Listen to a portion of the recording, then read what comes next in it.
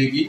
समस्तीपुर और यहाँ जनसुराज से जुड़े हुए मुद्दों की ज्यादा समझ, मेरे से बेहतर समझ हमारे साथी जो हमारे साथ बैठे हैं उनकी है। इसी के साथ मेरी औपचारिक इसकी शुरुआत कर रहा हूँ। आप सब जो चाहें अपना सवाल कर सकते हैं। बहुत बहुत धन्यवाद। नहीं, प्रशांत जी, बिहार का उपचुनाव हुआ, उपचुनाव में आप रहे, अच्छा प्रदर्शन भी हुआ। आने वाला विधानसभा चुनाव में क्या रणनीति है पार्टी की और क्या आपका? रणनीति साफ है। बिहार की जनता बदलाव चाहती है और पिछले 2-2.5 बरस का मेरा अनुभव यही बता रहा है कि बिहार में एक बड़ी संख्या में, मैं समझता हूँ करीब 2/3 लोग, चाहे वो किसी भी दल, किसी भी विचारधारा के मानने वाले हों, लोग बदलाव चाहते हैं। आरजेडी का समर्थक हो या भाजपा का या नीतीश का या कांग्रेस का, लोग बदलाव चाहते हैं। बदलाव के तौर पर वो जनसुराज को वोट देंगे कि नहीं, इस पर बहस हो सकती है, लेकिन लोग बदलाव चाहते हैं। वो बिल्कुल परिलक्षित हो रहा है हर जगह। लोग नई व्यवस्था, नई सरकार, नया चेहरा देखना चाहते हैं।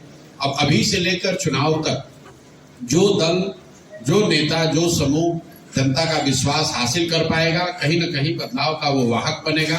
तो जनसुराज की अपनी सोच ये है कि हम लोगों ने जो प्रयास 2-2.5 बरस पहले शुरू किया है, जिसके मूल में ये बात रही है कि बिहार में राजनीतिक विकल्प न होने की वजह से, जो पिछले 25-30 साल से लोग सब कुछ जानने समझने के बावजूद विकल्प नहीं होने की वजह से भाजपा के डर से लालू और लालू के डर से भाजपा को जो वोट देते आए हैं, उनके सामने एक सशक्त और ईमानदार विकल्प हो ताकि जनता उस विकल्प को चुन सके। हम लोग उस प्रयास में पिछले 2-2.5 साल से लगे हुए हैं। भगवान ने जो भी बुद्धि शक्ति दी है, सब कुछ लगाकर ये प्रयास किया है कि बिहार की जनता के पास एक स्वच्छ और बेहतर विकल्प हो। अब जनता उस पर क्या निर्णय लेगी वो तो चुनाव में आपको दिखेगा।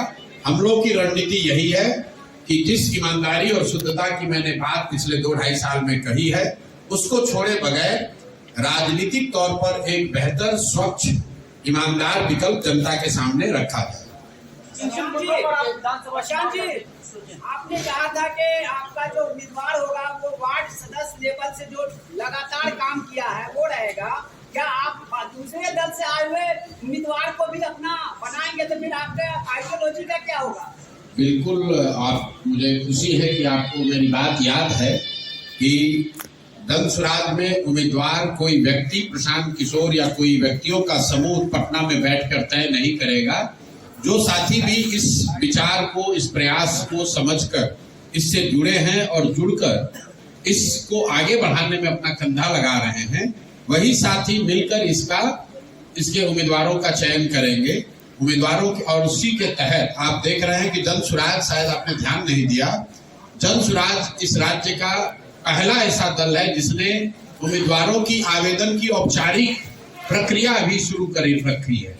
12,000 के आसपास लोगों ने आवेदन दिया है बाकायदा फीस भरकर, और लोगों को ये अनुमति दी गई है कि जिन्होंने भी आवेदन की प्रक्रिया पूरी कर ली है वो अपना नाम, अपना कार्यक्रम, अपना प्रोफाइल संभावित उम्मीदवार के तौर पर अपने क्षेत्र में वो प्रचारित कर सकते हैं।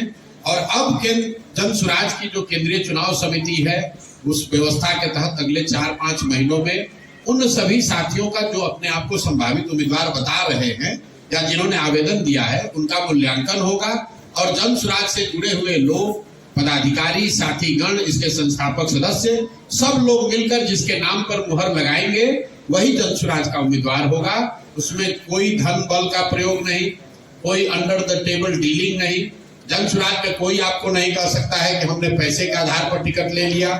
जनसुराज में आपको ये नहीं दिखेगा कि कोई पैसा देकर टिकट ले गया या पैरवी से टिकट ले गया। जहां तक रह गई बात की दूसरे दल से आने वाले लोगों की, तो भाई जब बिहार में दूसरा कोई विकल्प ही नहीं था तो वोटर के तौर पर भी आप किसी न किसी को वोट देते थे। बहुत सारे अच्छे लोग जो राजनीति करना चाहते हैं वो किसी दल, बेहतर विकल्प के अभाव में किसी दल के साथ थे। अगर वो आज हम लोग के साथ जुड़ रहे हैं तो उस पर प्रतिबंध नहीं लग सकता है। और इस पर व्यापक चर्चा हुई है जनसुराज में 2 बरस कि क्या हम लोग को प्रतिबंध लगा देना चाहिए कि दूसरे दल से आए हुए लोग इसमें चुनाव नहीं लड़ सकते हैं।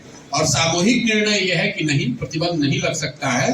क्योंकि बहुत सारे अच्छे लोग दूसरे दलों में हैं जो कि आकर जन स्वराज के प्लेटफॉर्म को मजबूत कर सकते हैं।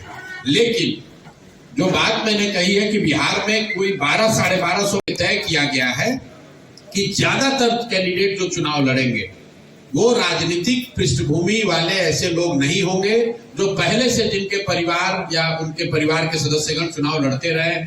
कुछ अपवाद जरूर हो सकता है, लेकिन 2/3 से ज्यादा लोग जन स्वराज में वही चुनाव लड़ेंगे जो शायद जीवन में पहली बार चुनाव लड़ रहे होंगे, और कुछ लोग तो उसमें ज्यादातर लोग ऐसे होंगे जिन्होंने कि शायद राजनीति ही अपनी पहली बार जीवन में शुरू की है। तो बहुत बड़ी संख्या में, मोटे तौर पर बहुत बड़ी संख्या में आपको नए चेहरे, नए राजनीतिक चेहरे आपको जन स्वराज के टिकट पर चुनाव लड़ते हुए दिखेंगे। विकसित बिहार बनाने के लिए क्या विजन लेकर आए? भैया 2.5 बरस से विजन बताते बताते गला में गांठ पड़ गया, आपको ध्यान नहीं आ रहा है। तो 3 बातें जो मूलभूत हम लोग कह रहे हैं कि 15 साल से कम उम्र के बच्चों के लिए इतनी अच्छी शिक्षा की व्यवस्था हो कि कोई भी लड़का आगे चलकर बिहार की व्यवस्था पर बोझ न बने, उसको सरकारी मदद की जरूरत न पड़े। 15 साल से 50 साल की उम्र के जो युवा हैं, जो वापस जाकर पढ़ नहीं सकते हैं, जो उनको हर हालत में उनके हाथ में पूंजी उपलब्ध कराया जाए ताकि वो स्वरोजगार कर सकें, अपने लिए रोजगार और इनकम का जरिया पैदा कर सकें। और 60 वर्ष से ऊपर के लोग जो ना पढ़ सकते हैं, ना अब नया कोई रोजी रोजगार कर सकते हैं, वो इज्जत की जिंदगी जी सके, इसलिए कम से कम उनको 2000 रुपए का मासिक सुविधा जरूर सरकार की ओर से दिया जाए। ये 3 बातें हम लोग मूलतः बता रहे हैं। लेकिन पूरे बिहार के विकसित होने की जो बात है, हम लोगों ने कहा है कि पंचायत वाइज योजना बनाकर जारी करेंगे। और पूरे बिहार को विकसित कैसे बनाना है, ये 2 मिनट में आपके कैमरे पर तो उसका उत्तर पूरा संभव नहीं है, लेकिन मूलभूत शिक्षा और रोजगार, हर व्यक्ति, हर बच्चा बढ़िया पढ़े और जो युवा है उसको रोजी रोजगार यहाँ हो, उसको पलायन न करना पड़े। ये मूल बात है जो कि बिहार को प्रगति के रास्ते पर वापस से ला सकता है। आप जो है नीतीश कुमार के साथ में रहे हैं, आजकल जो उनका हरकत है उसको देखिए, नीतीश जी की जो हरकत है या जो उनकी भाव भंगिमा है, जो उनके वक्तव्य हैं, इसको लेकर मैं ज्यादातर पिछले 2-2.5 साल में मैंने कोई वक्तव्य दिया नहीं।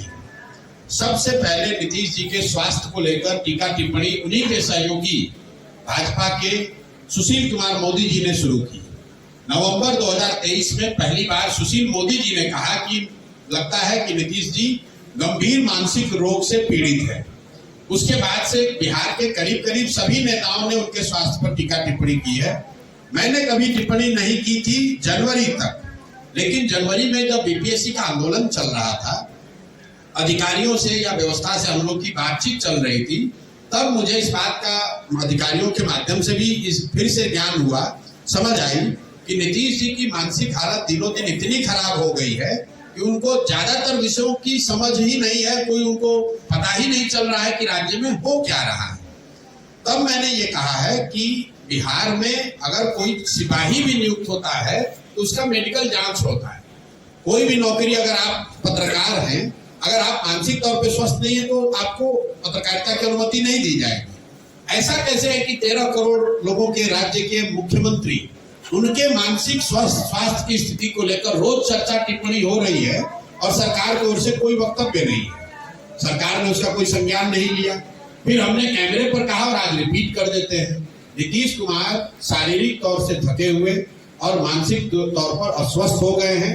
और अगर इसका प्रमाण आपको जानना है तो खाली आप खड़े होकर नीतीश कुमार जी से उनके मंत्री परिषद के सदस्यों का नाम पूछ लीजिए।